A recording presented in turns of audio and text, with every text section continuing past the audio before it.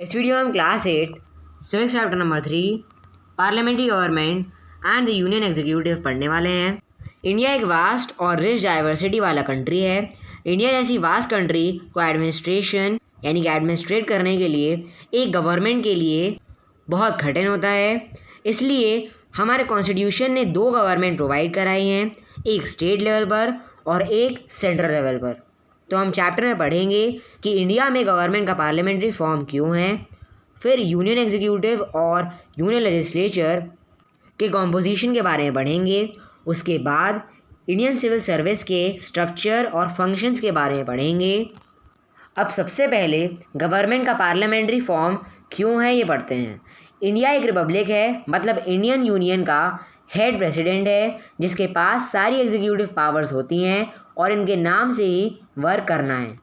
President सिर्फ एक nominal या एग्जीक्यूटिव का कॉन्स्टिट्यूशनल हेड है। नॉमिनल मतलब नाम मात्र के हेड हैं जो एक्चुअली पॉलिटिकल एग्जीक्यूटिव के यानी कि सहायता और सलाह से कार्य करते हैं। पॉलिटिकल एग्जीक्यूटिव मतलब काउंसिल ऑफ मिनिस्टर्स। पर हमने क्लास 7 में स्टेट लेवल गवर्नमेंट मतलब state legislature, council of ministers और गवर्नर को पढ़ा था, और क्लास 8 में नेशनल लेवल की गवर्नमेंट पढ़ना मतलब parliament, the council of ministers, president, इन सब के बारे में पढ़ेंगे। मिनिस्टर्स कलेक्टिवली यानी सामूहिक रूप से पार्लियामेंट के पॉपुलर हाउस लोकसभा के लिए जिम्मेदार होते हैं। ब्रिटिश पैटर्न को फॉलो करते हुए इंडिया के कॉन्स्टिट्यूशन ने यूनियन लेवल और स्टेट लेवल्स पर पार्लियामेंट्री फॉर्म ऑफ गवर्नमेंट अपनाया, जिसमें मिनिस्ट्रियल जिम्मेदारियां पॉपुलर हाउस के पास थीं। अगर गवर्नमेंट को लेजिस्लेचर का सपोर्ट ख़त्म होता है तो उन्हें रिज़ाइन करना पड़ता है। हमारे कॉन्स्टिट्यूशन बनाने वालों ने गवर्नमेंट का पार्लियामेंट्री फॉर्म चूज़ किया। उन्हें ब्रिटिश टाइम में इस फॉर्म को चलाने का एक्सपीरियंस था और इस्टेब्लिश्ड इंस्टीट्यूशंस के साथ जारी रखा। फ़ायदेमंद था।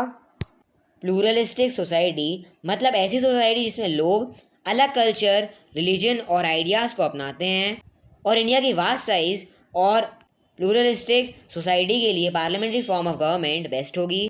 तो हम यूनियन लेजिस्लेचर मतलब पार्लियामेंट पढ़ेंगे। पार्लियामेंट में president, council of states Rajya Sabha और हाउस ऑफ पीपल लोकसभा होती है। राज्यसभा को अपर हाउस भी कहते हैं और लोकसभा को लोअर हाउस कहते हैं। दोनों हाउस के मेंबर्स को एमपीज़ या मेंबर ऑफ द पार्लियामेंट कहते हैं। पार्लियामेंट को साल में कम से कम 2 बार मिलना होता है। कॉन्स्टिट्यूशन प्रोवाइड करता है कि हाउस के 2 सेशन के बीच में 6 महीनों से ज़्यादा का समय ना हो। पार्लियामेंट का हर सेशन प्रेसिडेंट के द्वारा ही बुलाया जाता है और प्रेसिडेंट के द्वारा ही लूज़ किया जाता है। अब लोकसभा के बारे में पढ़ते हैं। लोअर हाउस, लोकसभा को हाउस ऑफ पीपल भी कहा जाता है क्योंकि लोग यानी जनता के द्वारा इलेक्ट होकर आते हैं। यूनिवर्सल एडल्ट फ्रेंचाइज के बेसिस पर इसका नाम लोअर हाउस है, पर यह ज़्यादा पावरफुल है क्योंकि जनता ने अपनी इच्छा से लोगों को चूज़ करके यहाँ बैठाया है। Even though it is called the lower house, it is more powerful because in it resides the will of people. अब लोकसभा का कॉम्पोजिशन यानी रचना देखते हैं। कॉन्स्टिट्यूशन ने लोकसभा के लिए 550 इलेक्टेड मेंबर्स प्रिस्क्राइब किए हैं। प्रिस्क्राइब मतलब आज्ञा दी है, और 550 में से 530 मेंबर्स डायरेक्ट इलेक्शन के द्वारा चूज़ किए जाते हैं from constituencies in the state. हमारी कंट्री को कॉन्स्टिट्यूएंसीज में डिवाइड किया है। इन कॉन्स्टिट्यूएंसीज में लगभग बराबर पॉपुलेशन होती है और हर कॉन्स्टिट्यूएंसी में इलेक्शन होते हैं और 1 कॉन्स्टिट्यूएंसी से 1 मेंबर इलेक्ट होता है और ये सारे इलेक्टेड मेंबर्स लोकसभा में बैठेंगे। Not more than 20 representatives are chosen from union territories, मतलब यूनियन टेरिटरीज से 20 से ज़्यादा रिप्रेजेंटेटिव्स नहीं चूज़ किए जाते, और प्रेसिडेंट के द्वारा 2 से ज़्यादा एंग्लो इंडियन कम्युनिटी के मेंबर्स चूज़ नहीं किए जाते। एंग्लो इंडियन मतलब ऐसे लोग जो भारत से बाहर के हैं पर भारत में आकर सेटल हो गए हैं। हालांकि 2019 के अमेंडमेंट के बाद ये 2 सीट्स भी ख़त्म हो गई हैं। बुक में 545 मेंबर्स बताए हैं लोकसभा में, पर 2019 के अमेंडमेंट से अब 543 मेंबर्स ही हैं। आप अपने टीचर्स से इसको एक बार कंफर्म कर लें कि 545 मेंबर्स लिखना है लोकसभा में या 543 मेंबर्स। शेड्यूल्ड कास्ट और शेड्यूल्ड ट्राइब्स के लिए सीट के रिजर्वेशन के लिए स्पेशल प्रोविजंस बनाए हैं। अब लोकसभा का मेंबर बनने के लिए क्या एलिजिबिलिटी क्राइटेरिया है ये पढ़ेंगे। एलिजिबिलिटी मतलब पात्रता। लोकसभा का मेंबर बनने के लिए एक पर्सन के पास कुछ क्राइटेरिया होना चाहिए। वे हैं, पहला है उसे इंडियन यानी नागरिक होना चाहिए इंडिया का। सेकंड वाला है उसे 25 ईयर्स का होना चाहिए या 25 ईयर्स से बड़ा होना चाहिए। थर्ड वाला है वह बैंकक्रप्ट यानी दिवालिया या मानसिक तौर पर खराब ना हो। फिर अगला वाला है वह किसी सरकारी नौकरी में ना हो। यहाँ पर उसे शब्द का मतलब है मैन या वुमेन, कोई भी हो सकता है। अब हम आगे इलेक्शंस के बारे में पढ़ेंगे। लोग अपने रिप्रेजेंटेटिव को इलेक्शंस के द्वारा चुनते हैं। तो इलेक्शन कराने के लिए टेरिटरी को एरियाज़ में बांट देते हैं। इन एरियाज़ को कॉन्स्टिट्यूएंसीज़ कहते हैं।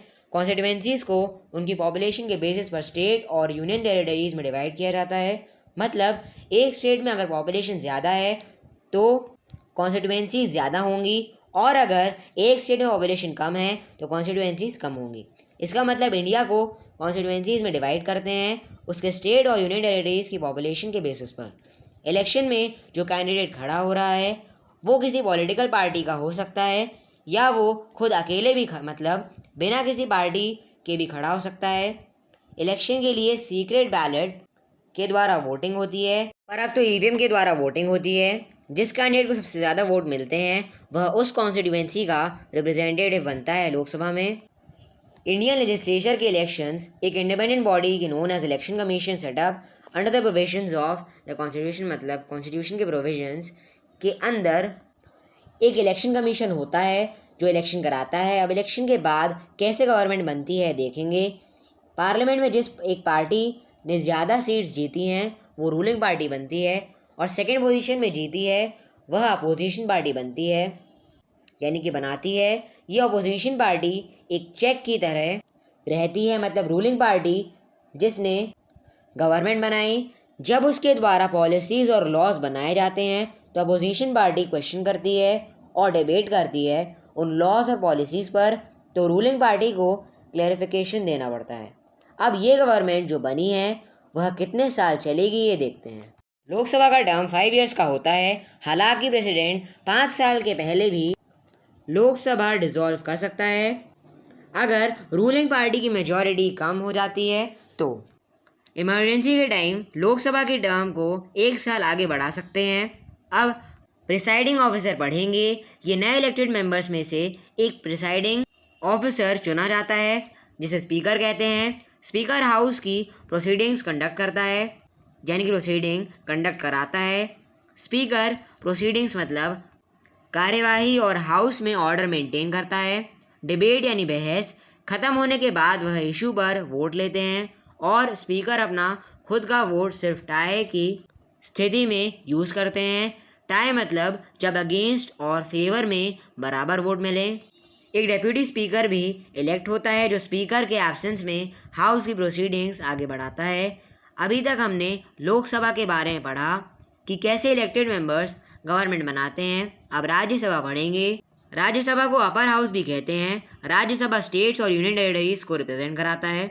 राज्यसभा के मेंबर्स इन स्टेट्स के इंटरेस्ट यानी हित को रिफ्लेक्ट करने का प्रयास करते हैं जिनको वे पार्लियामेंट में रिप्रेजेंट करते हैं। मतलब जिस स्टेट से रिप्रेजेंटेटिव आया है पार्लियामेंट में उस स्टेट के लिए सोचता है। इसलिए जब एक नया लॉ बनता है यानी बनाया जाता है तब बिल को जल्दबाजी में पारित होने से रोकने के लिए उनकी राय ज़रूरी है। पारित होने से रोकने के लिए मतलब पास होने से रोकने के लिए, मतलब बिना इनकी राय के बिल लॉ बन नहीं सकता है। अब राज्यसभा की रचना देखते हैं, कितने मेंबर्स होते हैं। राज्यसभा की मैक्स मेंबरशिप 250 है। इनमें से 12 मेंबर्स प्रेसिडेंट के द्वारा नॉमिनेट किए जाते हैं जो अलग अलग फील्ड से होते हैं, जैसे कि लिटरेचर, साइंस, आर्ट और सोशल सर्विस। बाकी 238 मेंबर्स अलग अलग स्टेट्स और यूनियन टेरिटरीज़ को रिप्रेजेंट करते हैं। एक स्टेट से कितने मेंबर्स होंगे ये उस स्टेट की पॉपुलेशन पर डिपेंड करता है। अब राज्यसभा का मेंबर बनने के लिए पात्रता पढ़ेंगे। Eligibility criteria. राज्यसभा का एक मेंबर बनने के लिए ये क्राइटेरिया पूरा होना चाहिए। पहला है उसे इंडियन होना चाहिए यानी इंडिया का सिटीज़न होना चाहिए। सेकंड वाला है उसकी उम्र कम से कम 30 ईयर्स होनी चाहिए। थर्ड वाला है बैंकक्रप्ट यानी दिवालिया और मानसिक संतुलन बिगड़ा ना हो। फोर्थ वाला है उसकी गवर्नमेंट जॉब नहीं होना चाहिए। अब राज्यसभा के इलेक्शन को पढ़ते हैं। राज्यसभा के मेंबर्स को जनता डायरेक्टली इलेक्ट नहीं करते हैं। ध्यान देना, हम मेंबर्स को इलेक्ट नहीं करते हैं, ये तो स्टेट्स के रिप्रेजेंटेटिव्स होते हैं। इन्हें तो स्टेट की लेजिस्लेटिव असेंबली के मेंबर्स इलेक्ट करते हैं। They are elected by elected members of legislative assembly of state. Union territories के रिप्रेजेंटेटिव्स पार्लियामेंट के द्वारा बनाए रूल के अकॉर्डिंग चूज़ किए जाते हैं। अब ये मेंबर्स कितने टर्म तक रहते हैं? राज्यसभा परमानेंट हाउस है, यह कभी डिज़ोल्व नहीं होता है। डिज़ोल्व मतलब भंग, मतलब कभी ख़त्म नहीं होता है। हर 2 साल में इसके 1/3 मेंबर्स रिटायर होते हैं और उतने ही मेंबर्स उनकी जगह इलेक्ट किए जाते हैं। राज्यसभा की टर्म अवधि यानी 6 ईयर्स की होती है। तो राज्यसभा में प्रिसाइडिंग ऑफिसर कौन होता है? वाइस प्रेसिडेंट राज्यसभा का एक्स ऑफिशियो चेयरमैन होता है। राज्यसभा की मीटिंग्स की अध्यक्षता करते हैं और कार्यवाही आगे बढ़ाते हैं। वाइस प्रेसिडेंट राज्यसभा का मेंबर नहीं होते हैं, इसलिए किसी भी इशू पर वोट नहीं कर सकते हैं। हालांकि टाई की कंडीशंस में वो अपना वोट दे सकते हैं। राज्यसभा अपने मेंबर्स में से एक डेप्यूटी चेयरमैन चूज़ करता है, जो चेयरमैन की एब्सेंस में काम करता है। अब आगे के टॉपिक नेक्स्ट वीडियो में बढ़ेंगे।